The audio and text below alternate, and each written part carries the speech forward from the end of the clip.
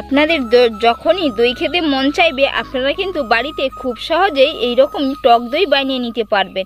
আর আপনি যদি আমার চ্যানেলে প্রথম হয়ে থাকেন আমার চ্যানেলটিকে লাইক শেয়ার ও সাবস্ক্রাইব করে নেওয়ার অনুরোধ রইল।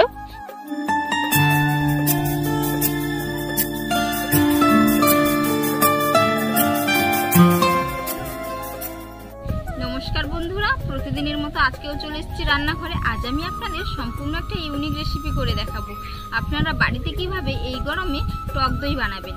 তো আজ আমি আপনাদের গরুর দুধ দিয়ে বানিয়ে দেখাবো, আপনারা চাইলে গুঁড়ো দুধ দিয়েও বানিয়ে নিতে পারেন।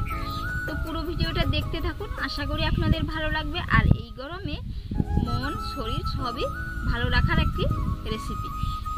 এই গরমে শরীর ঠান্ডা রাখার জন্য এবং শরীর যাতে খুবই সুস্থ থাকে এবং সবারই পছন্দের এটা হচ্ছে টক দই।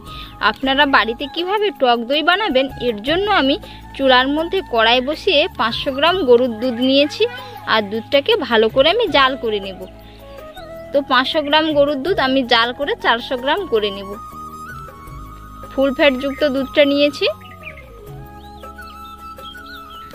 আপনারা চাইলে বাড়িতে 10 মিনিটেও টক দই বানিয়ে নিতে পারবেন, কিন্তু আজ আমি আপনাদের 12 ঘন্টার জন্য রেস্টে রেখে টক দই বানানো দেখাবো কিভাবে আপনারা বানাবেন। আর যদি আপনারা দেখতে চান 10 মিনিটে কিভাবে টক দই বানানো যায় অবশ্যই আপনারা কমেন্টে জানাবেন, আমি আপনাদের বানিয়ে দেখাবো। আপনারা গরুর দুধের পরিবর্তে গুঁড়ো দুধ দিয়েও বাড়িতে খুব সহজেই কিন্তু টক দই বানিয়ে নিতে পারবেন। দুধটা এইভাবে অনবরত নাড়তে থাকবো যাতে না সরটা জমে যায়।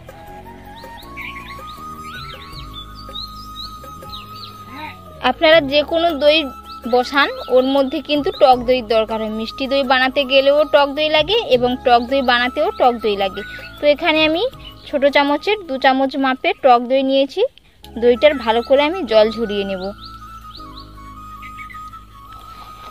দোকানের মতো ফ্লেভার আনার জন্য এর মধ্যে আমি 2টো এলাচ ফেটিয়ে দিয়ে দিচ্ছি।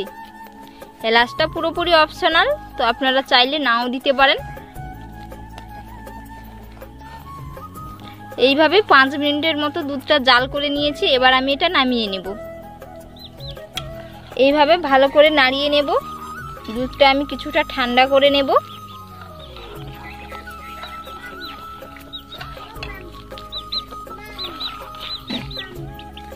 দইয়ের মধ্যে খুব সুন্দর করে জল ঝরে গেছে। এবার আমি দইটাকে ভালো করে ফেটিয়ে নেব। টক দই বেশি লাগবে না, অল্প হলেই হয়ে যাবে। তো একটা হ্যান্ড উইচ নিয়েছি, হ্যান্ড উইচ দিয়ে ভালো করে ফেটিয়ে নেব।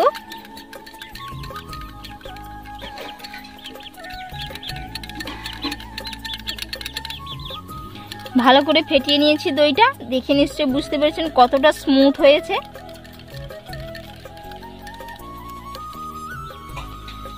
কড়াই থেকে দুধটা আমি একটা মিক্সিং বোলের মধ্যে ঢেলে নিচ্ছি।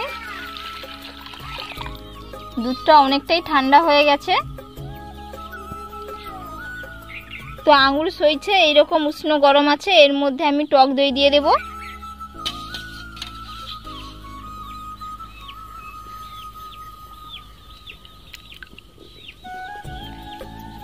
ভালো করে ফেটিয়ে নেব যাতে না কোনো ডেলা ডেলা থাকে।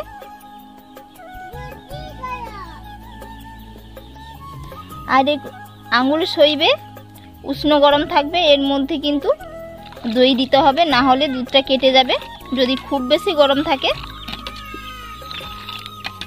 এরকম করে ভালো করে ফেটিয়ে নেব। চাইলে আপনারা হ্যান্ড উইচ দিয়েও করে নিতে পারেন, তো আমি বাটিতে করে নিচ্ছি। এটা হলে খুবই সহজেই হয়ে যায়, টাইমও কম লাগে।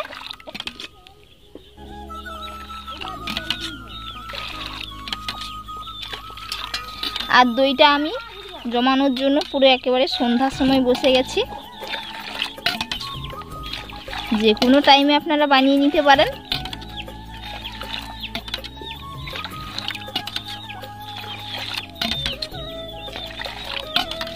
কাল সকাল সকাল দইটা আমি আপনাদের দেখাবো যে এটা কেমন হয়েছে।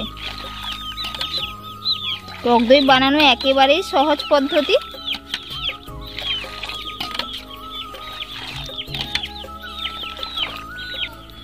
দই জমানোর জন্য আমি 3টে স্টিলের বাটি নিয়েছি। আপনারা চাইলে যে কোনো বাটি নিতে পারেন, কাঁচের বাটিও নিতে পারেন, আপনাদের পছন্দ অনুযায়ী মাটির ভাঁড়ও নিতে পারেন। তো আমি 3টে বাটির মধ্যে পরিমাপ করে দিয়ে দেব। তো এটা এখানে বসছে না, ছোট হয়ে গেছে, এটা আমি অন্য কোনো একটা জায়গায় বসিয়ে নেব। 3টে বাটি নিয়েছি, সম পরিমাপ করে দিয়ে দেব সব বাটিগুলোতে। তো এই বাটিটার মধ্যেও কিছুটা ঢেলে নিচ্ছি।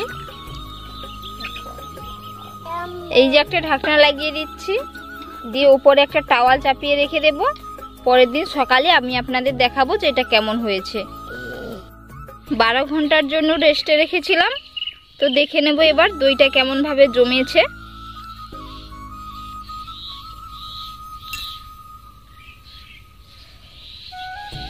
এই যে কত সুন্দরভাবে দইটা জমে গেছে, দেখে নিশ্চয়ই বুঝতে পেরেছেন প্রত্যেকটা বাটিতে। তো আপনারা বাড়িতে কিন্তু এইরকম ভাবে একবার দই বানিয়ে খাবেন। টক দই বানানো খুবই সহজ, যে কেউ বানিয়ে নিতে পারবে। তো বন্ধুরা, আজকের রেসিপি আপনাদের কেমন লাগলো অবশ্যই কিন্তু আপনারা কমেন্টে একবার জানাবেন, এবং বাড়িতে এইরকম ভাবে একবার বানিয়ে খাবেন, খেতে কিন্তু খুবই অসম্ভব মজার হয়। আর এতক্ষণ পুরো ভিডিওটা দেখার জন্য আপনাদের অনেক অনেক ধন্যবাদ রইল।